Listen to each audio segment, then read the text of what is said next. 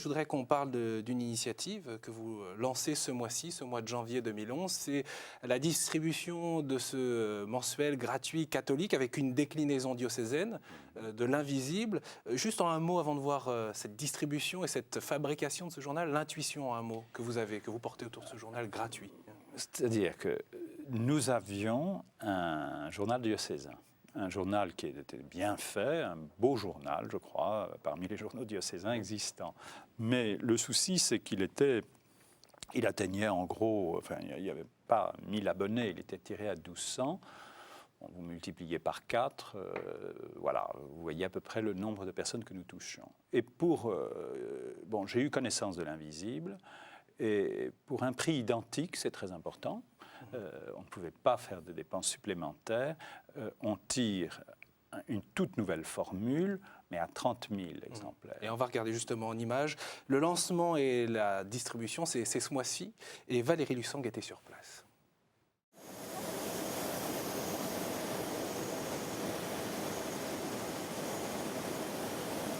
L'impression est correcte. C'est toujours très émouvant de voir un nouveau bébé. Entre ce que l'on a conçu et la réalité, c'est vraiment très beau. Et Jean-Baptiste Fourtanet, le président de l'Invisible, peut avoir le sourire. Dans les rotatifs de cette imprimerie, une nouvelle page, ou plutôt une nouvelle édition, est en train de s'écrire. Car dès cette année, le Jura va bénéficier d'une déclinaison diocésaine du mensuel catholique gratuit, déjà distribué en France depuis 1 an. On va avoir 8 pages qui vont être consacrées au département du Jura, qui vont être au début du journal, et puis après on aura les 24 pages nationales. Ce qui va permettre au grand public que l'on veut rejoindre à travers ce journal, à la fois d'avoir des choses de proximité pour eux, et puis en même temps de pouvoir les rejoindre dans leurs grandes questions de vie.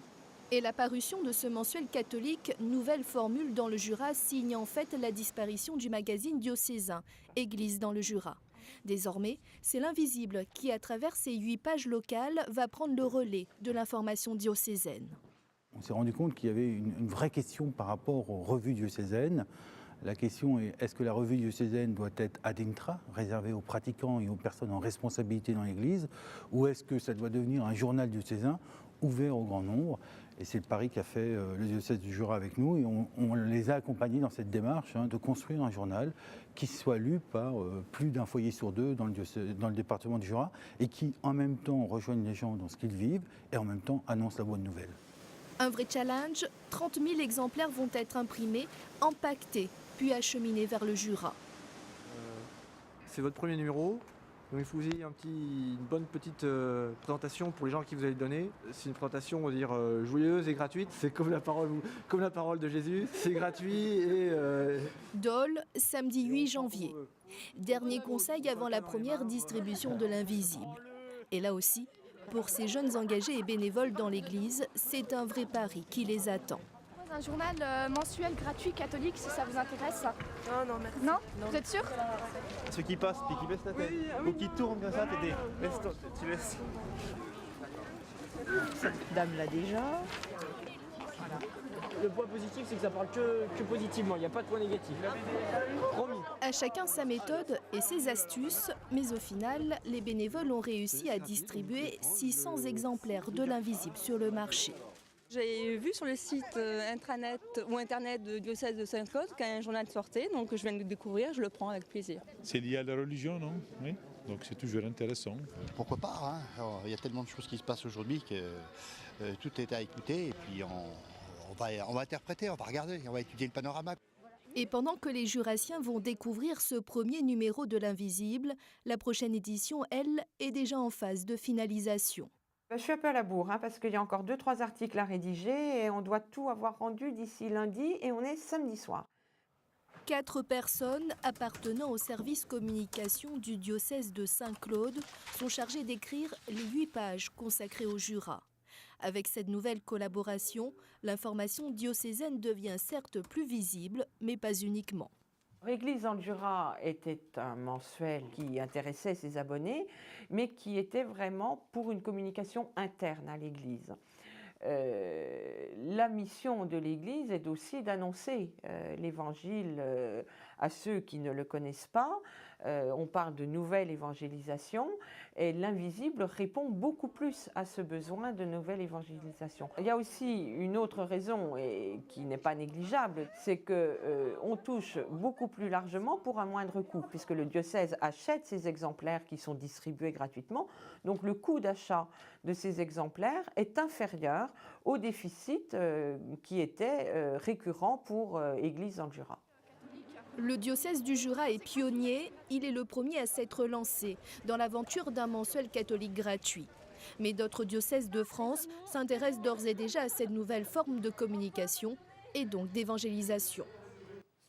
On perçoit donc, Monseigneur Legret, à travers ce reportage, qu'il y a une alliance entre cette rédaction nationale de l'Invisible et votre diocèse.